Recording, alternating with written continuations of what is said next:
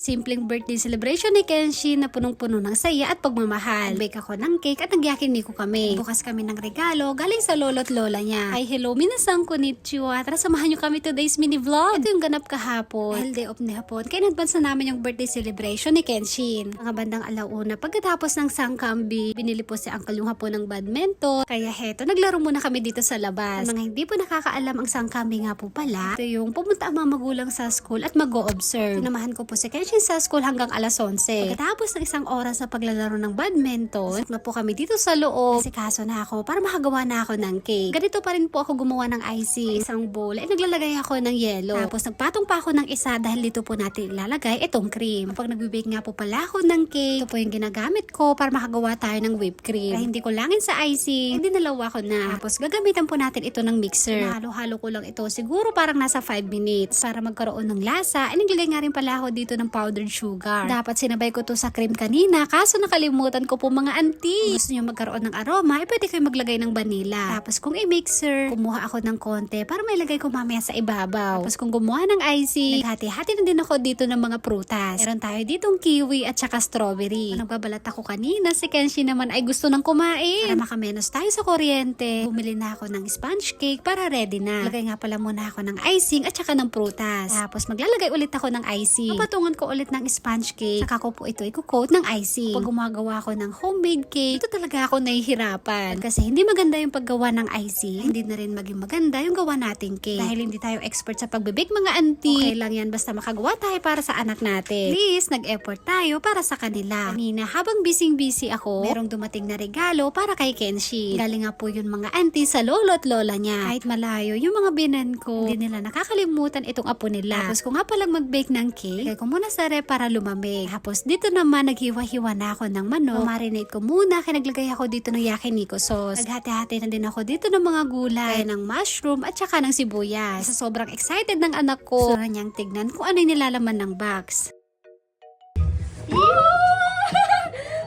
Tuwang-tuwa si Kenshi nung nakita niyang merong nakabalot. Karimote!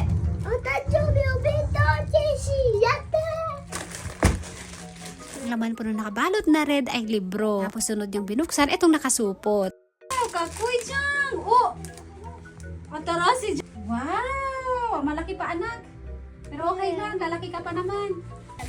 May regalo si Kenshin. Kulay blue na jacket ng anak ko. Lalo din sa kanya yun ng lola niya. Dahil maliit na kay Kenshin, kaya binilhan siya ulit. Time nga po mga auntie, kulay rin. Tapos namin buksan yung regalo. Ready na ako. Ito na po yung simpleng celebration ng birthday ng anak ko. Dahil wala si hapon sa mismong birthday ng anak namin. Kaya heto, in-advance na namin. Pero syempre, magluluto pa rin po ako sa mismong birthday ng anak ko. Mas maganda rin sana kung kumpleto kami mga auntie. Ayun po yung birthday ni Kenshin, December 18. Ito naman po yung cake na ginawa ko kanina. Kaisip nga pala ng yakiniko na to ay si Daddy hapon. Kami lang din yung nag-celebrate. Saya kahit walang bisita. Bago namin kantahan si Kenshin, kain muna kami dito ng yakiniko. Sobrang bilis ng panahon. Parang kailan lang no pinanganak ko siya. 6 na taon na si Kenshin. Sobrang bilis. Baka hindi natin namamalayan sa susunod, binata na siya. Sinusulit ko talaga habang bata pa siya. Pag nag-edad na si Kenshin, baka meron na siyang sariling mundo. May mga sariling kaibigan, kalaro. May mga nabasa nga pala ako sa comment section. Ito hindi ko pa sundan si Kenshin at bigyan ng kalaro. Ako mga auntie, kung mag-suggest kayo, parang ang dali-dali lang. Charot.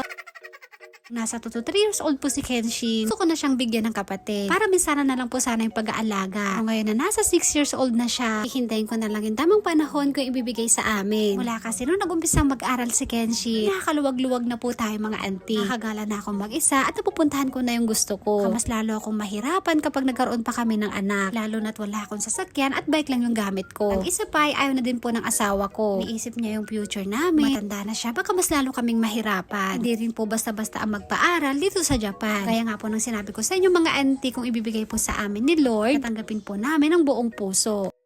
Happy birthday, Papa. Happy birthday to you. Happy birthday to you. Happy birthday, dear Kenshi. Happy birthday to you. ケンシンだよ。じゃあパパケンシンの誕生日だよ。誕生日だから。ダメダメ、ケンシンの誕生日。はい、どうぞ。はい。Yata! Tanjobi Omedetou! Lahat ng oras, pagmamahal ay binibigay namin kay Kenshin. Sobrang saya ko kasi siya yung bumuo ng buhay ko. Pati yung pinapangarap kong masayang pamilya. Ito na nga pagkatapos namin kumain kanina ng yakiniku. Labas ko na tong cake para matikman namin. Pero dahil birthday ni Kenshin, siya po yung unang kumain. Kumain na din ako. Tapos nagiwa ko ng konti para naman kay Uncle Nyong hapon. Na nga pala, bago kami kumain ng cake, ligpit ko muna yung mga pinagkainan namin ng yakiniku. Napili ko nga pala si Kenshin kung ano yung gusto niyang gawin kong cake. Chocolate cake ba o vanilla cake? Ito nga po yung gusto ni Kenshin, mga auntie, kulay puti na merong strawberry. Salamat sa Diyos dahil nairaos din namin tong simpleng birthday celebration ng anak ko. Sana lumaki siya ng maayos, pagmahal sa magulang at malayo sa sakit. Tapos kung maghugas, diretso naman ako dito sa kwarto para maglinis. Dahil sobrang lamig na, kaya dito na lang ulit kami matutulog sa baba. Kung nandito yung mga binan kong hapon, dito sila natutulog. Yun lang po, maraming salamat sa panonood. Thank you for watching. Sayonara and...皆さんありがとう。サラミマラパポ。